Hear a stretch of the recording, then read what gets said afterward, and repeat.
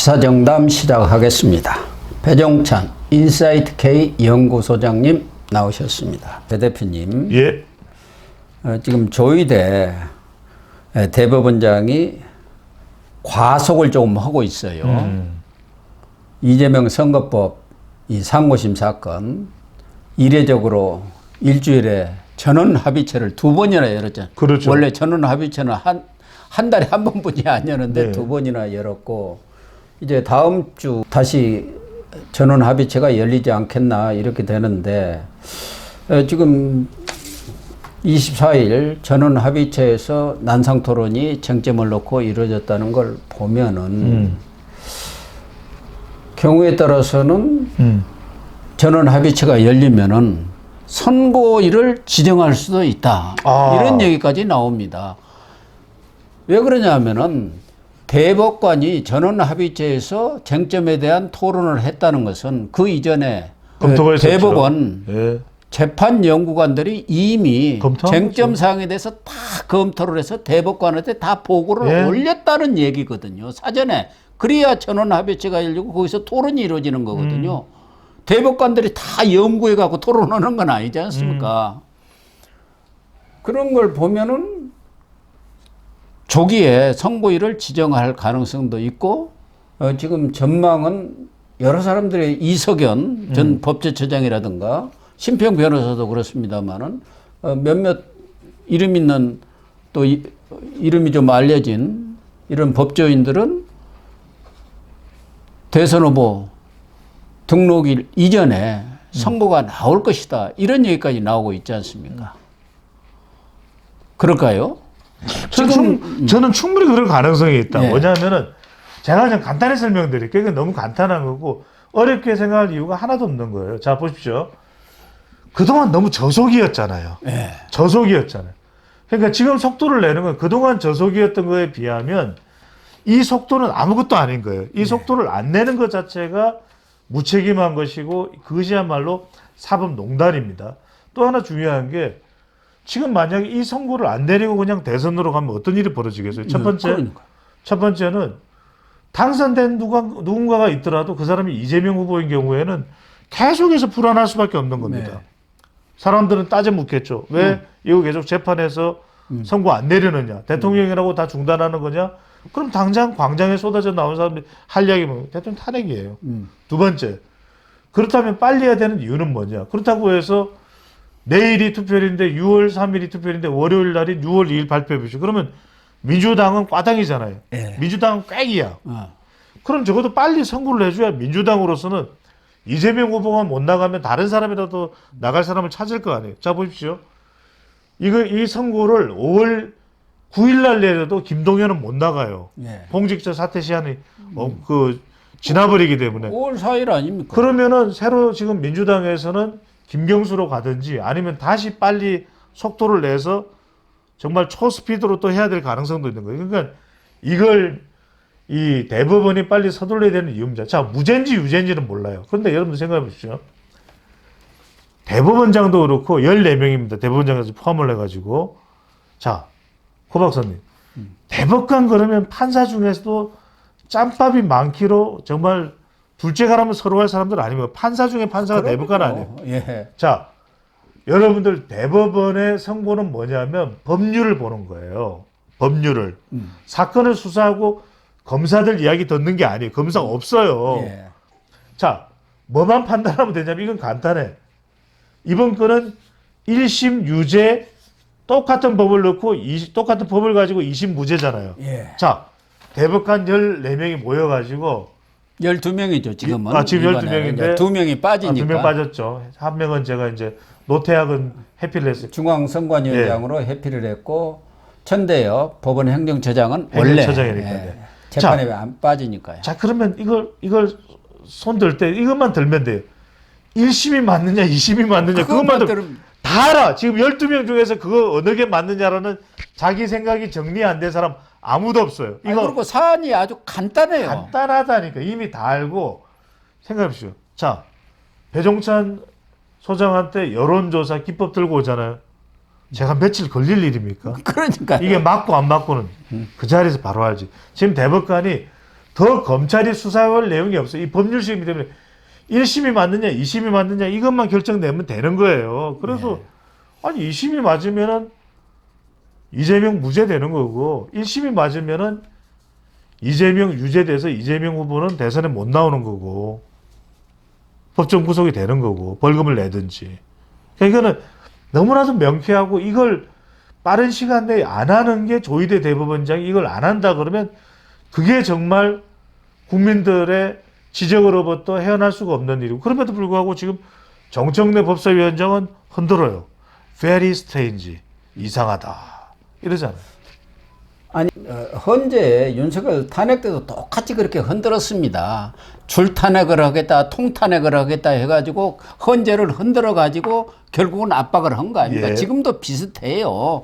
뭐 정청래 전현희 할 거 없이 전부 나서 가지고 대선에 대법원이 등판을 하느냐, 정치를 하느냐 하면서 지금 대법원을 사실상 압박을 하고 있는데 거기에다가 박지원 의원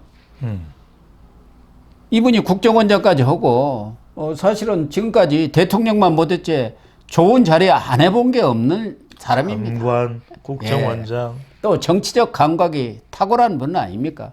그런데 엊그저께 내가 정통한 소식통을 통해서 대법원 측에 알아보니까 이재명의 무죄는 확정이 됐다더라. 무죄 확정이다. 예. 이렇게 일종의 프로파간다지요. 선전선동수를 편 거예요. 그렇다고 한다면은 제가 볼 때는 이건 가짜뉴스가 아닌가 이렇게 보이지만 그래도 박지원 정도가 그런 얘기를 했을 때는 또 박지원이 그동안 재판을 하도 많이 받았어요. 본인 사건으로. 그래가지고 그쪽에는 상당히 통하는 사람이 많습니다. 준법조인이죠. 그래갖고 박영재 지금 주심도 주심이죠. 그 김명수 대법원장 시절에 법원 행정처 차장 했지 않습니까? 그때부터 내가 교분이 있는 사람. 그러면 박지원이는 어디서 이런 정보를 얻었을까요? 말하자면은 이재명이가 옛날에 권순일처럼 대법원을 향해서도 지금 현재의 대법원을 향해서도 노비를 하고 있나요? 어떻게 봅니까? 지난번 탄핵 사건의 경우에는 뭐 저는 믿지는 않습니다만은 윤석열 전 대통령도 그 막판에 뒤집어졌다 하고 일부 변호사들은 뭐 정영식이라든가 몇몇 재판관들이 막판에 압박을 받고 뭐 압력을 받고 마음을 바꿨다 뭐 이런 얘기를 합니다만은 대법관들까지 그럴까요? 뭐 배제할 수 있겠습니까? 사람이 저도 아니길 바라지만 지금 이재명 후보로서는 이 선거가 뭐 파기자판돼서 유죄가 되는 순간 정치 생명뿐만 아니라 자기의 인생이 끝장이 나는 거 아닙니까? 예. 그러면 모든 걸 다 걸겠죠. 거기에는 어떤 수단 방법이 이 동원이 안 될 게 있습니까? 그러니까 지금 박지원 전 원장 현 의원도 여러 경로를 통해서 자기가 정보 수집을 한 거예요.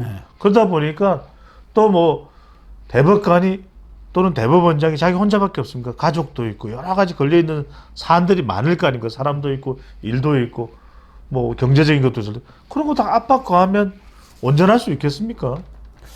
그래서 지난번에도 이 헌재 재판관들도 보수 측이 3명이나 되니까 뭐 확실히 기각이나 각하가 될 수 있지 않겠냐 하는데 그런 이념적인 성향은 별 의미가 없다는 것이 드러났지 않습니까? 그렇죠. 8대 0. 그럼요. 8대 0으로 인용이 돼버렸지 않습니까? 헌재는 그래도 정치적 재판을 하는 데입니다. 그렇지 않습니까? 그렇죠. 그러나 이 대법원은 정치성을 가급적 배제하고 대법관들은 순수하게 법리와 그렇죠. 양심과 상식에 따라서 판단을 한다고 우리들이 믿고 있지 않습니까? 그런데 일각에서는 보수 중도가 10명이고 진보는 딱 2명이다. 그러니까 그걸 감안한다면은 이번의 경우 이재명이 골로 갈 가능성이 크다 하는데 그걸 믿어야 될까요? 저는 믿어서는 안 안 믿습니다. 되죠. 저는 안 믿습니다. 왜냐하면 제가 두 가지를 말씀드려요. 첫 번째는 지금 보수가 힘을 쓰는 시점입니까?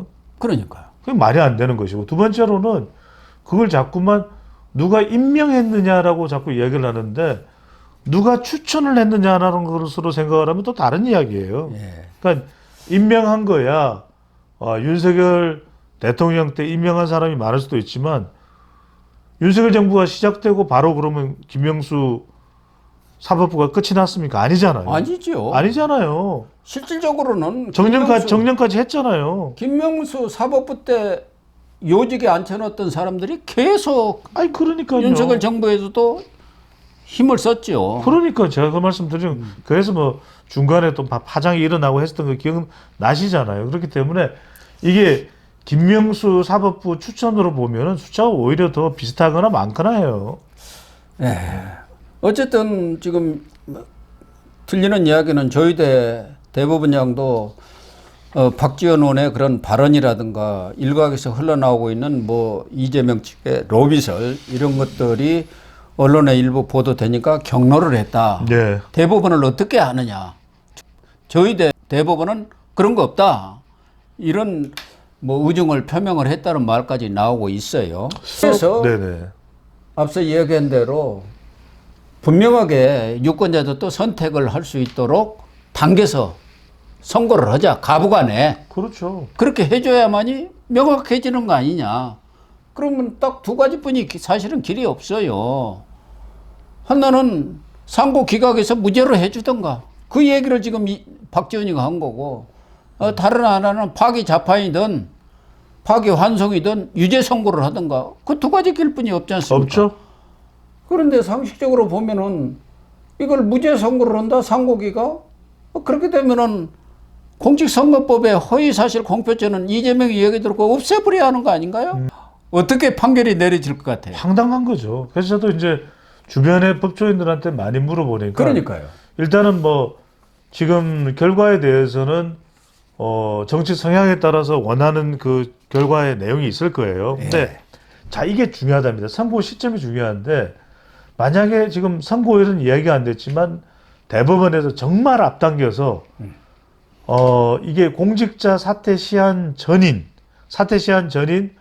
5월 4일 이전에 선고를 내리겠다고 한다. 이건 전격 선고죠. 그러면 유죄일 가능성이 높다. 100% 유죄다. 예, 유죄일 가능성이 높다는 거예요. 왜냐하면 그래야 적어도 민주당도 후보를 바꿔서 대선을 망치지 않을 수도 있는 거거든요. 그 다음에 한참 이제 후보자들까지 등록이 되고 나니 원래는 이제 3개월 치면 3월 26일이니까 6월 26일입니다. 그런데 대선 투표일 이전에 그러니까 5월 30일이다 이렇게 만약에 선고일이 잡힌다면 이건 무죄일 가능성이 높다는 거예요. 왜? 지금 투표일 얼마 안 남았는데 사전투표까지 지금 금요일 토요일 진행되고 있는데 이걸 유죄로 선고한다. 이거는 완전히 대법원이 대선에 치명적인 영향을 주는 것이거든요. 그래서 5월 4일 이전에 대법원이 선고를 잡는다는 유죄일 가능성이 높고 그리고 그 시한이 공직자 사퇴 마감 시한이 지나서 후보자 등록 시점 이후에 선고를 내린다. 그거는 무죄일 가능성이 높을 거라고 합니다. 뭐 4일이 아니라 10일, 11일까지도 얼마든지 가능한 것 아니겠습니까? 그렇죠. 그렇죠. 등록 네. 전에 선고가 내려진다고 한다면은 뭐 김동연이 그 다음에 후보로 나가라는 법은 없으니까요. 그렇죠. 그 김부겸이 있고 여러 사람들이 있지 않습니까? 있습니다. 우원식 국회의장도 있고 그러니까 나올 것 같아요. 네. 반드시 김동연이가 더 경쟁력이 있다는 보장은 없는 거니까 어쨌든 조희대 대법원은 가급적이면은 후보 등록일 전에 선고를 내리겠다 이런 거라고 봐야죠. 지금 속도전을 벌이고 있는 게 이렇게 그렇지 않으면 속도를 냈는데도 그런 이유가 그게 아니라면 의미가 없는 거죠. 그러면 뭐 쇼온다고 밖에 볼 수 없죠. 설레발이죠. 보여주기 쇼. 그렇죠. 또 하나는 조희대 대법원장이 TV조선 보도를 보면 지금 헌법 84조 이 논란이 계속 붙고 있지 않습니까? 그것은 이재명이가 대통령이 되는 것을 가정을 한 거란 말이에요. 그랬을 경우 헌법 84조가 적용이 되느냐? 말하자면 불소추 특권 아닙니까?